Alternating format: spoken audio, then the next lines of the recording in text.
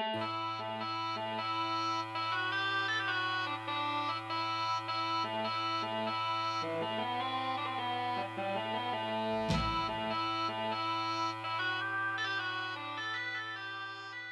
kalau kita ngomong saat sekarang ini enak ya, manajemen perjalanan semuanya sudah sagala ayak lah istilahnya, Mas. Semuanya ada dibanding dengan 15 atau 10 tahun yang lalu ya. Kayak contoh kita pengen pergi, kita cuma berdua, tenda yang ada cuma ukurannya tuh 4 orang 5 orang, gede gitu kan. Jadi akhirnya ransel kita jadi gede, ini segala macam ya kan. Jadi kita berlebihan gitu jadinya. Ya kalau sekarang ini semuanya sudah kayak tenda, kita mau jalan dewean 1 orang ada. Ya kan? Sekarang hanya tinggal dikocek aja, ya kan? Kocek aja dikencengin gitu intinya. Kalau mau yang enteng juga ada ya, mau sedang juga ada, mau berat juga ada. Tapi udah disesuaikan seperti itu. Jadi dan kayak peralatan masak juga sudah lengkap sekarang. Jadi sudah maju. Jadi enak kalau untuk memanage perjalanan kita ya, itu sudah enak sekali. Contohnya ke ini aja, ke Ciremai lah, ya kan? Kita ke Ciremai mau naik misalnya dari Apui kan cukup semalam aja, kita nginep semalam. Kalau kita sendirian dan dengan zaman sekarang ini yang kecuali aturan gunungnya mengharuskan kita berdua atau bertiga ya, kalau misalnya aturan gunungnya bisa kita sendiri, kita kan bisa memanage bawa tenda sendiri, ya kan? Terus ditambah dengan sekarang banyaknya logistik yang cepat saji, itu sudah banyak sekarang dan saya tuh sangat bersyukur banget itu. Dulu waktu saya ke Leuser berapa tahun yang lalu itu kan belum ada makanan kayak gitu, jadi makanan itu sangat berat. Dengan logistiknya udah sangat berat gitu lah. Dengan sekarang dengan yang simple sekali 5 menit jadi itu udah lengkap, nasi udah ada segala macamnya, dan itu lebih gampang gitu.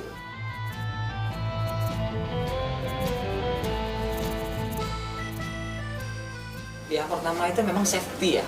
Safety kita harus perhatikan. Pertama kayak tenda kita tuh layak apa enggak ke gunung yang kita datangi. Terus kayak ransel kita, ya kan, sleeping system kita. Menurut saya yang paling utama itu adalah safety-nya. Safety dalam arti kata kayak tenda kita, kita mau ke gunung yang banyak anginnya, tenda kita itu desainnya itu konstruksinya tahan angin nggak, gitu kan. Jangan dibawa ke tenda itu yang masih frame tendanya masih terbuat dari fiberglass, itu langsung patah-patah gitu kan. Kita harus ngerti dulu tujuan tenda itu. Banyak orang nanya, berpikir seperti ini, sering tuh seperti itu nanya ke kita, tenda ini hangat nggak? Itu salah kalau berpikir tenda itu bikin hangat, gitu loh. Ya. Tenda itu sebetulnya ditujukan untuk melindungi kita dari elemen outdoor. Elemen outdoor itu apa? Kayak hujan, ya kan, angin, ya, udara lembab, ya kan.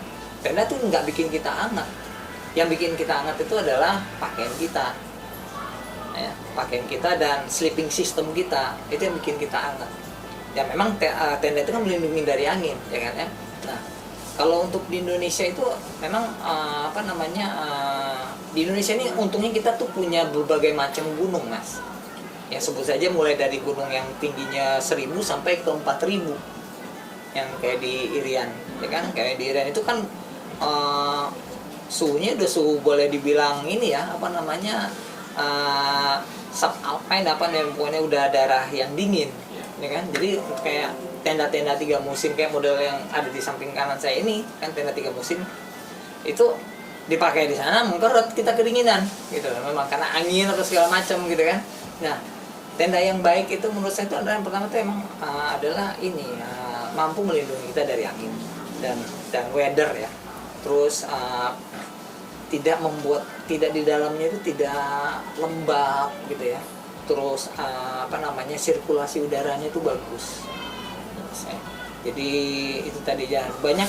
Nah, sebelumnya yang ada saya bikin tenda itu saya sering lihat tenda tuh yang bikinan lokal itu. Jadi di luarnya udah waterproof, bagian dalamnya juga waterproof. Nah, itu salah. Karena apa? Itu kita itu di dalam itu kan mengeluarkan uap gitu. Mengeluarkan uap, body kita kan mengeluarkan uap air. Nah, itu kan menjadi lembab tendanya. Kalau misalnya waterproof juga di dalam, itu akhirnya kan jadi double lembab dan dam ya, di dalam tenda itu jadi dam gitu, jadi lembab enak. Dan itu Kalau cuacanya dingin, apalagi kan dengan pakaian yang tidak memenuhi standar, itu bisa cepat kena hipotermia pasti.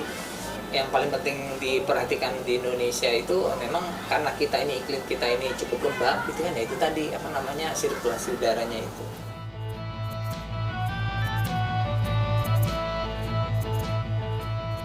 Dari satu tenda dan door to door. Saya tawarin di medsos, di Facebook ya kan. Itu kayaknya IG belum terlalu booming kan.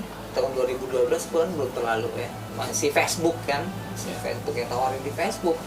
Terus tawarin sama orang dekat-dekat gitu kan.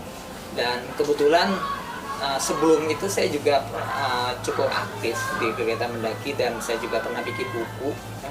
Jadi saya juga apa istilahnya, kebantulah dengan itu ya. Jadi orang mengenal saya gitu kan.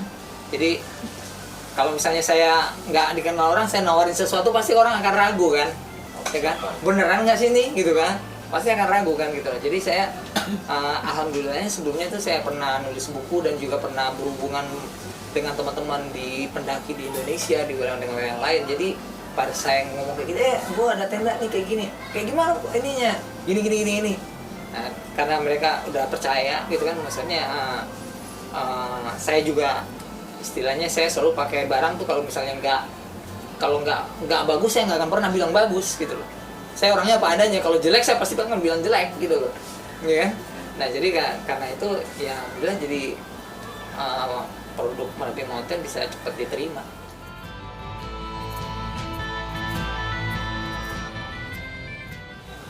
Selain spek yang saya pengen sebagai pendaki gunung nggak ada, terus juga gimana ya ngomongnya ya, bukan menjelekan atau apa, tapi memang kenyataannya seperti itu ya.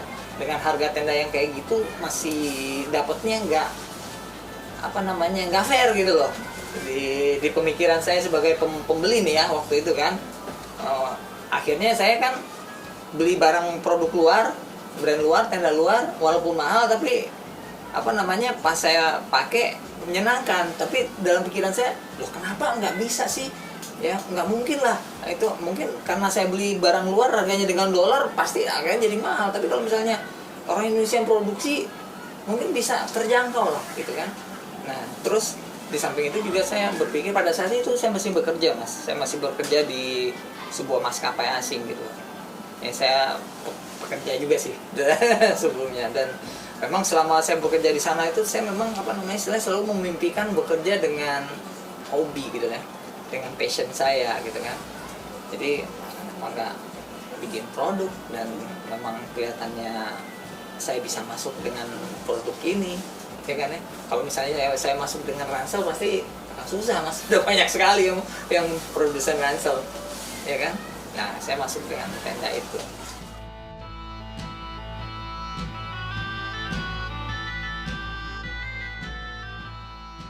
Ya pertama saya memang desain tenda yang saya bikin itu, yang pertama itu memang saya udah lama pikirkan gitu loh. Saya sudah lama pikirkan dari awal saya berkegiatan, wah harusnya tenda, setiap saya beli tenda ya kan, wah ini kayaknya kurangnya di sini, harus kurang. Jadi di kepala saya itu sudah lengkap gitu loh, maksudnya wah ini harusnya kayak gini nih, yang ini nih harusnya kayak gini nih, harus kayak gini. Udah riset yang panjang ya.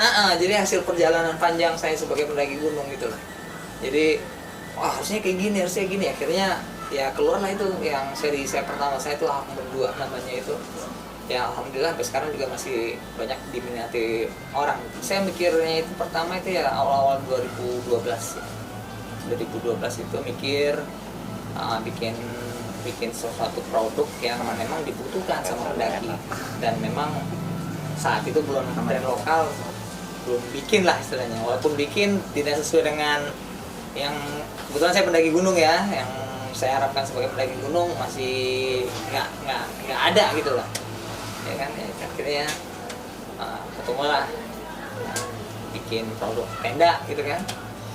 Terus namanya apa ya, ya itu tadi pemikiran saya itu tadi yang Indonesia, terus yang yang gampang diingat gitu kan, ya itulah namanya Merapi.